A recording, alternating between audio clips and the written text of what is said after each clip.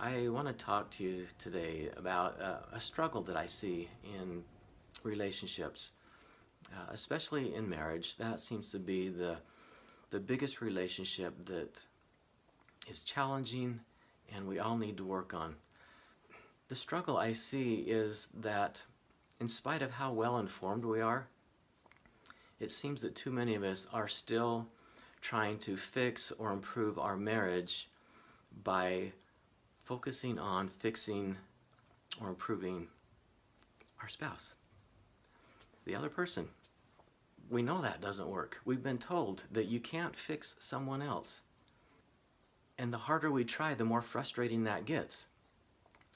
Why do we still get stuck in this mode of trying to fix the other person? I think sometimes it's because it's got to be them, because I'm trying too hard. I'm trying so hard and not getting any different results. It's got to be with them. If I could just get them, if I could get my spouse to just improve this one thing, or if they would stop doing or start doing whatever, then that would make all the difference. And the harder we focus on that, the more frustrated we get, because we just can't seem to get them to care as much as we care. And that's what it feels like. And it's a struggle. That statement that you can't fix someone else, that's true, right? We just need to give that up. Well, I think it's mostly true. Maybe there is a way that we can change the other person. Here's what I found. You can change someone else when you stop trying to do it. Yeah, stop trying. Stop trying to fix them and fix the one you can fix. You. Change you, improve you. I see this like the relationship is two components, two different chemicals that create a chemical reaction. Or a simpler example would be colors. So you're yellow, they're red, and your results are orange. And orange just doesn't work for you. It just doesn't feel right. It doesn't flow. It's just that's just wrong in your relationship. Instead of trying to change them, say, okay, I'm going to be different now. You become blue, because you can work on you and get good results quicker than trying to change their color. So you become blue, they stay red, and now your results are purple. Maybe purple feels a lot better. That's an improvement for you. Another way that we can look at this is this. Have you ever heard this statement that you find what you're looking for? That's true. We train our brain to recognize those things that we're focused on, and they show up more and more and more. We see them. Everything is there all the time. It's just we see mostly what we're focused on. So if we're focused on everything that they need to change about them, then that's all we see, and we just get more frustrated. But if you will list out what you would like to see in them, list out that positive change that you want to see, that thing that you want them to be and to do, list that, and then start looking for it. Stop looking for the evidence that they're not doing that, and look for what they are doing in that area. For example, I for a long time felt like my wife, she's the leadership, she's the organizer, she just gets things done, and she just goes.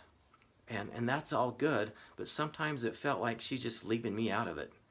Like, don't you care about my input? What about what I want to do?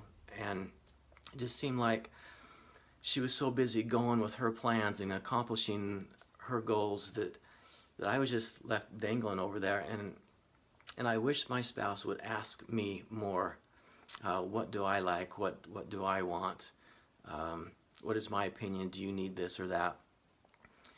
And so instead of trying to work on fixing her, I just started looking for those times when she did do something remotely close to, asking me and accepting me.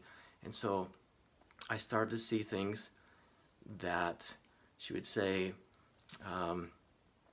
do you need to use the computer? I'm done. Normally she would just get done and shut it off, and I'd come in. I was waiting for you to get done so that I could do what I needed, and you've shut it off. Yeah, not a big deal to turn it back on, but I thought it would have been nice if she just says, okay, I'm done. Do you need it? And so I started looking for little things that would indicate that she was thinking of me. And then when she did those little things, when she would remember to say, I am done with the computer, do you need it before I shut this off? Then I would express my gratitude and appreciation for, oh, thanks, yeah, I do need it. Or, no, thank you, I don't, you can turn it off, shut it down. And so I would start watching for evidence of those kinds of things and saying thank you and praising for that. And interesting, when you praise somebody, that feels good to them too. It feels good for you, it feels good for them.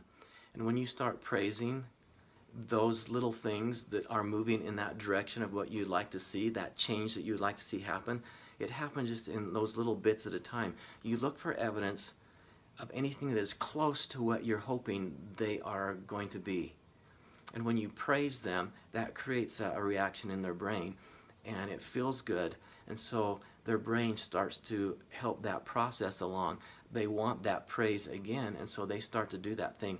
It happens subconsciously to them. You can be conscious about this. You can look for what you want your spouse to be and look for evidence of their getting there, and then praise them for every little step along that way, and that will help them get there. And what's really the most incredible thing about this, experiment with this and try it, what I've experienced is the hugest change that happens is in yourself. As you become more focused on the progress that your spouse is making, you appreciate that, you see their growth, you see their change, and that is rewarding, because the biggest change really is in you, the way you can see the world, the way you can see people. That is the real reward, the change that happens in you. The change in your spouse, that's just bonus. Focus on changing you, and that will change the world around you. Go change the world, and have a great day. See you next time.